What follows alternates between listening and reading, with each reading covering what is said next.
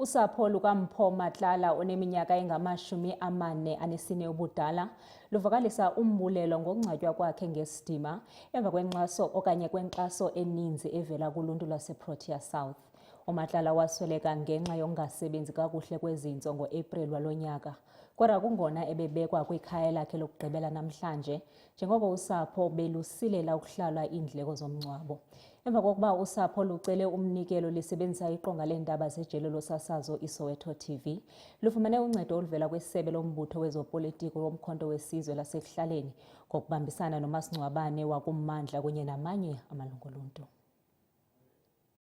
Umuntu ngumuntu ngabantu, lona ke ngumyalezo weqembu lezepolitiki umkhonto wesizwe elisukumele phezulu kwisikhalo somndeni wakwaMatlala endaweni yaseProtea South obesekuphele izinyanga ezimbili kwadlule umhlabeni othandiweyo wabo uMpho Matlala.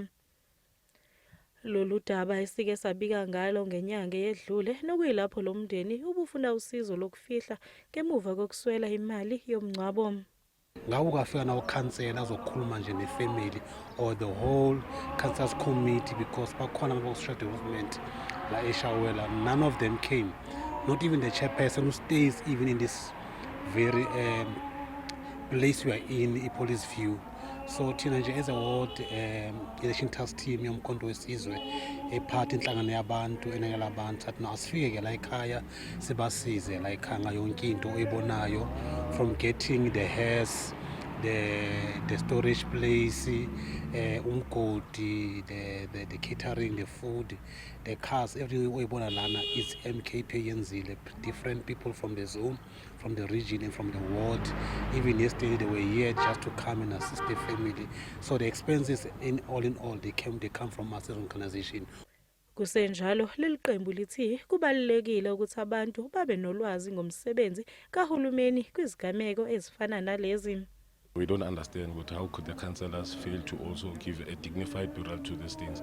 So it also came to a concern to say that our public abana knowledge of many things which are currently happening, whereby I don't think here in South Africa somebody should be sitting in a government more than a month or so, whereby there's tax money, people which are paying for such things, whereby if the councillor was doing the proper work to the community, Mpho would have gotten a dignified funeral and wouldn't have stayed in the mortuary for a long time. So this thing touches us, and as umkhonto wesizwe, and with this one we are saying that it's high time right now that we share whatever knowledge to the communities about everything when it comes to service delivery. uMpho Matlala obeneminyaka engama-44 ubudala wahamba ekhaya esengumfanyana ngemuva kokuqala ukudla izidakamizwa eyohlala eHillbrow. Kanti-ke ubesephangalala esibhedlela ngemuva kokugula isikhathi. Ezindabeni zeSoweto TV, nginokulunga Mthembu ngiseProtea South.